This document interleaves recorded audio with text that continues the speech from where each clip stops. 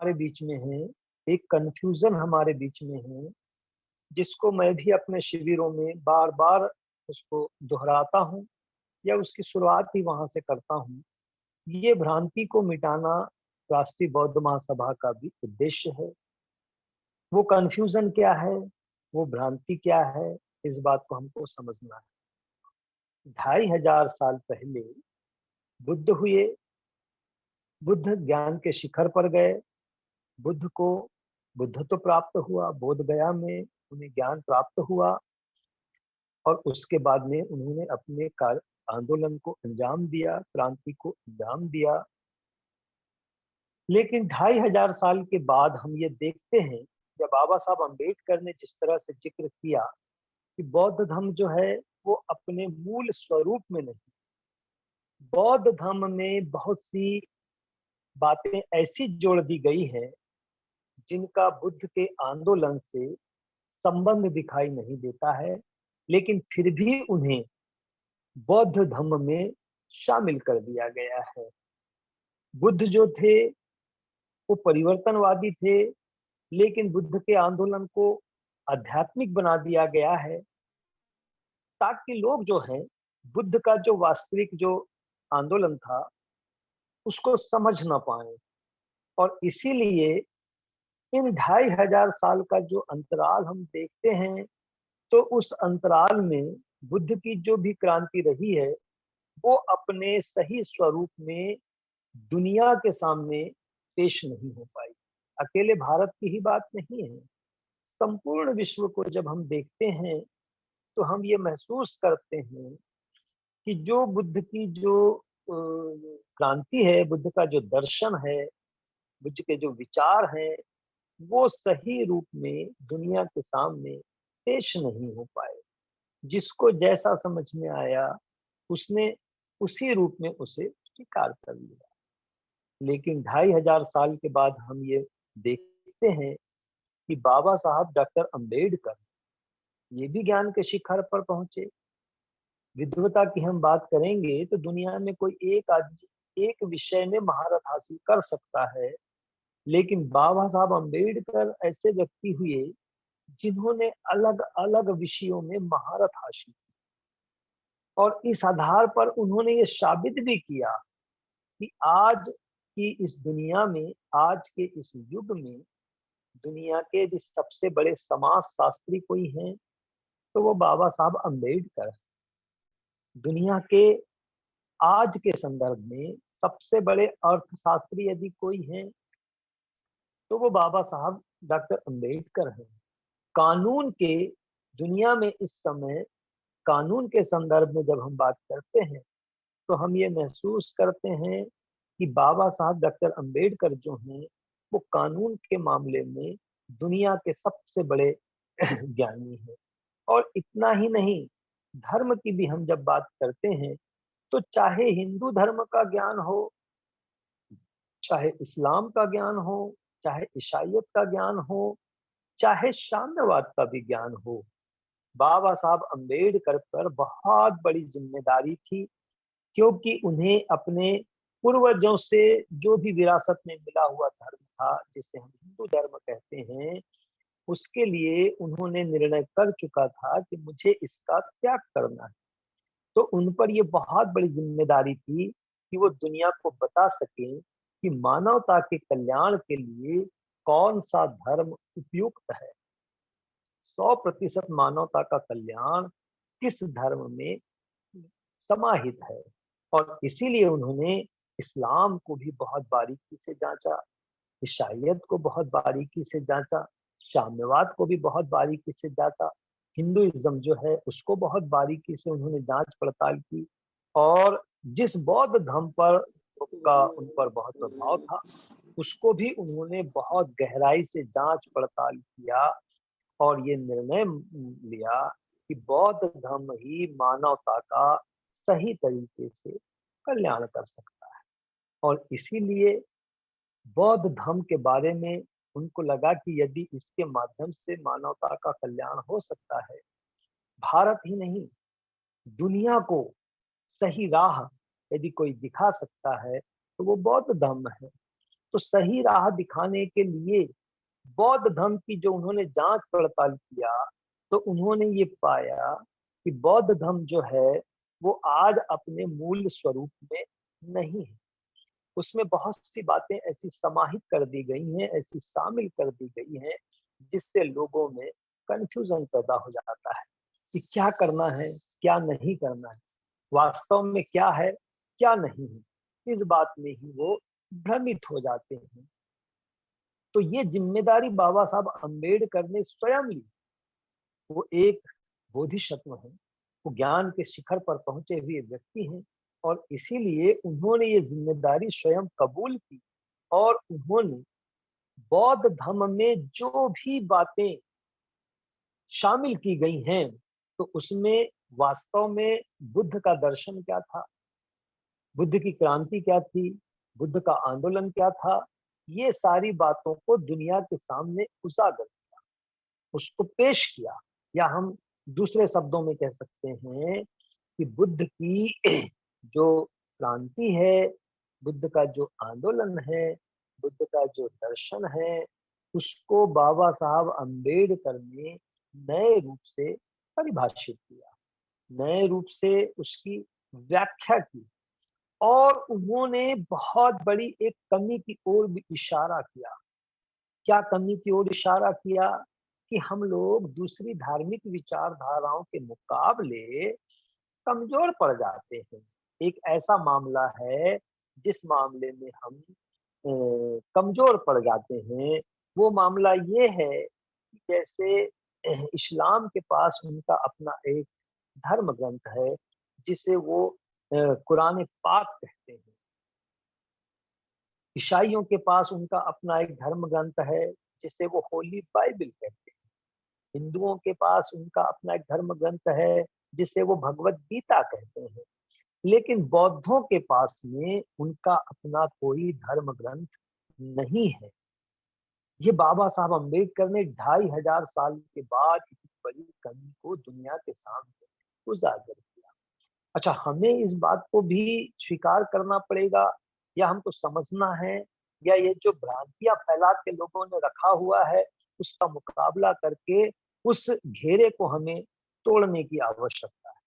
क्या तोड़ने की आवश्यकता है? कि बाबा साहब अम्बेडकर को या बौद्ध धर्म को भारत में दलितों का धर्म बता दिया गया है, या बाबा साहब अम्बेडकर को दलितों के मसीहा बना दिया गया है। ये जो घेरा डाल दिया गया है, और उस वजह से बाबा साहब अम्बेडकर उस घेरे को तोड़कर दुनिया के कोने कोने तक नहीं जा पा रहे। तो उस घेरे को तोड़ने की हमारी जिम्मेदारी है कि 2500 साल के बाद इतने बड़े ज्ञानी पुरुष ने बौद्ध धर्म की नई व्याख्या की है, नए सिरे से उसका परिभाषित किया है। और बाबा साहब अम्बेडकर ने कहा कि ये एक बहुत बड़ी कमी है, जिसकी वजह से हम दौड़ में या प्रतिस्पर्धा में या मुकाबले में हम पिछड़ जाते हैं, कि हमारे पास हमारा अपना कोई धम्म ग्रंथ नहीं है। इतनी बड़ी बात बाबा साहब ने दुनिया के सामने रखी। लेकिन चूंकि वो इस स्टेज पर थे, वो ज्ञान के ऐसे शिखर पर थे, कि बाबा साहब अम्बेडकर ने उस कमी को पूरा करते हुए बुद्ध और उनका धम्म ग्रंथ की रचना किया। ये बुद्ध और उनका धम्म ग्रंथ कोई साधारण ग्रंथ नहीं है, ये बहुत महान ग्रंथ है। और महान ग्रंथ भी कहना ठीक नहीं रहेगा। जैसे कुरान है, जैसे बाइबल है, जैसे भगवत गीता है, इस तरह से ये बुद्ध और उनका धम्म ये बाबा साहब अम्बेडकर ने दुनिया के सामने पेश किया। अभी हम ही ढंग से उसको स्वीकार नहीं कर पाए हैं।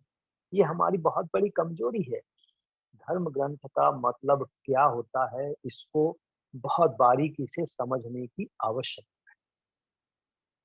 एक मुसलमान से, दुनिया के किसी भी कोने के मुसलमान से पूछिए कि खुदा के बाद, खुदा सबसे ऊपर है, खुदा सबसे पवित्र है, खुदा के बाद सबसे ज्यादा पवित्र क्या है, तो वो कहेंगे हजरत मोहम्मद साहब हमारे लिए खुदा के जैसे ही पवित्र है।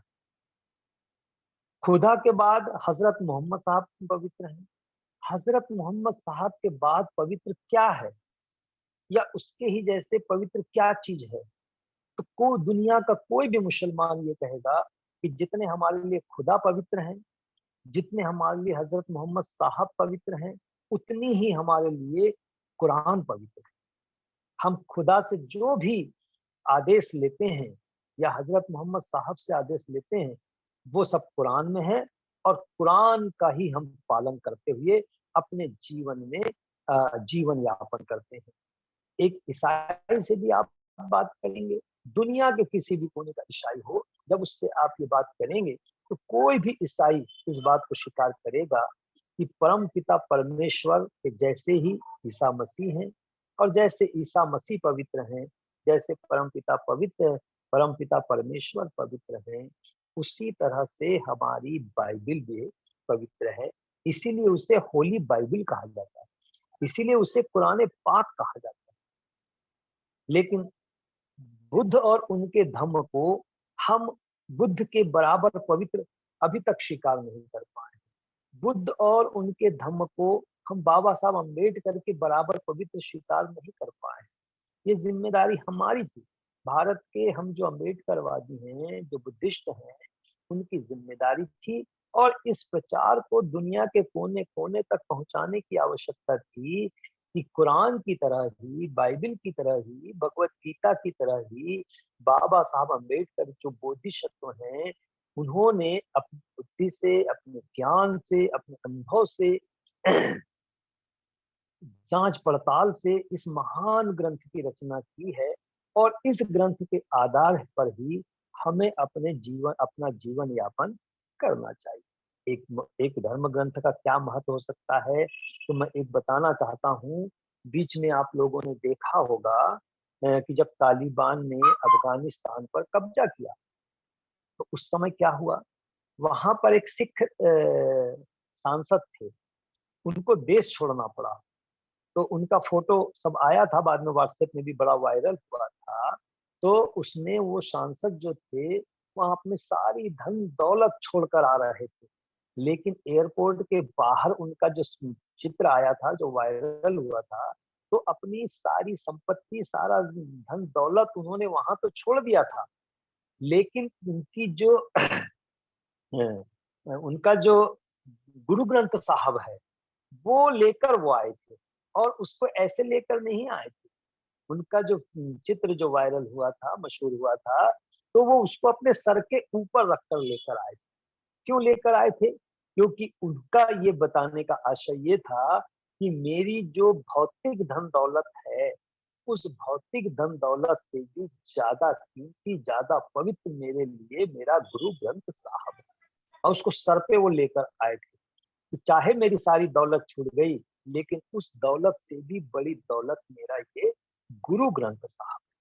तो इस स्टेज तक, कुरान के स्टेज तक, बाइबिल के स्टेज तक, गुरु ग्रंथ साहब के स्टेज तक, जिस लेवल पे आज वो हैं उनके अपने अनुयायियों के बीच में, तो हमें बुद्ध और उनके धम्म को भी उस लेवल तक पहुंचाने की आवश्यकता है।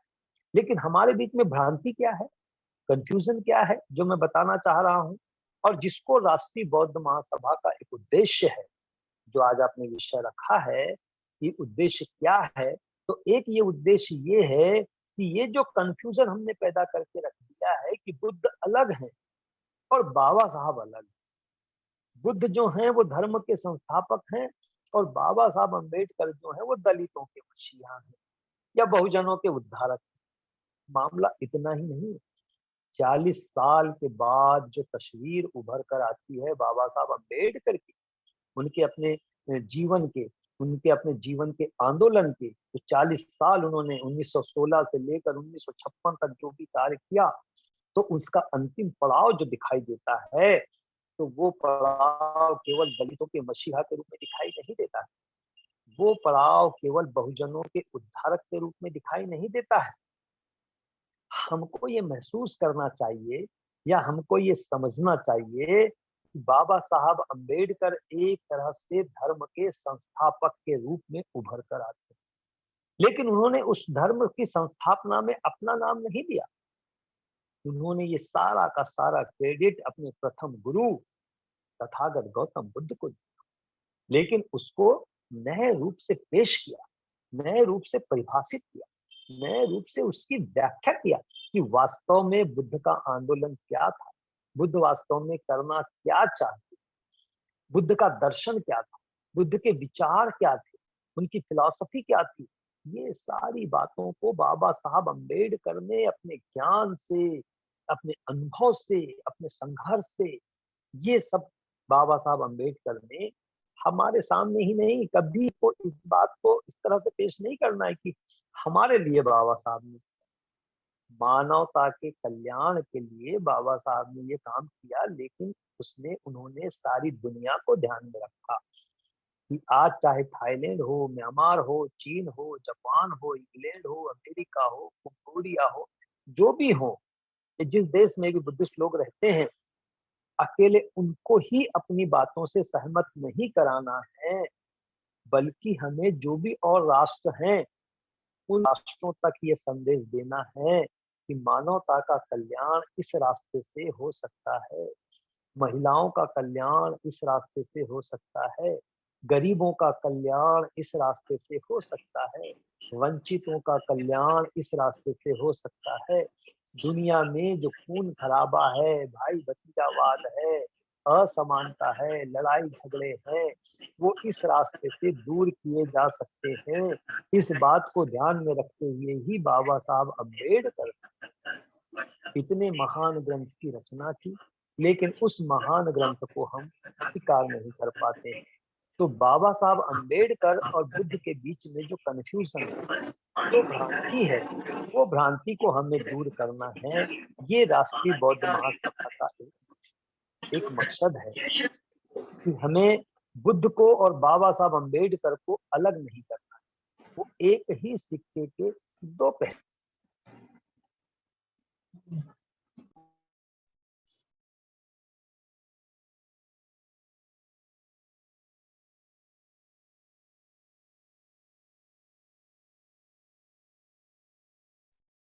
आचार्य जी सर, आपका माइक अनम्यूट हो चुका है। हेलो जी अब आ रही आवाज? हाँ जी जी जी। हाँ। तो बाबा साहब अम्बेडकर जो हैं वो पूरी दुनिया को बदलना चाहते हैं, और इसीलिए बुद्ध और बाबा साहब अम्बेडकर जो हैं वो एक ही सिक्के के दो पहलू हैं। कि जैसे मुसलमानों के लिए जैसे खुदा है, अल्लाह है, और उसी तरह से हजरत मोहम्मद पैगंबर साहब हैं, या ईसाइयों के लिए जैसे परमपिता परमेश्वर हैं, वैसे ही ईसा मसीह है। तो हजरत मोहम्मद पैगंबर साहब ने जो कहा, तो एक मुसलमान का ये दायित्व बनता है, ये ड्यूटी बनती है कि वो उसे ही खुदा की जुबान समझता है। एक ईसाई के लिए ईसा मसीह ने जो भी कहा, वो एक ईसाई उसे ही परमपिता परमेश्वर की वाणी समझता है। तो हमने ही नहीं, पूरी दुनिया ने इस बात को स्वीकार करना चाहिए कि जो बाबा साहब अम्बेडकर ने कहा, वही बुद्ध वचन है, वही बुद्ध वाणी है। इस बात को हमको स्वीकार करना चाहिए।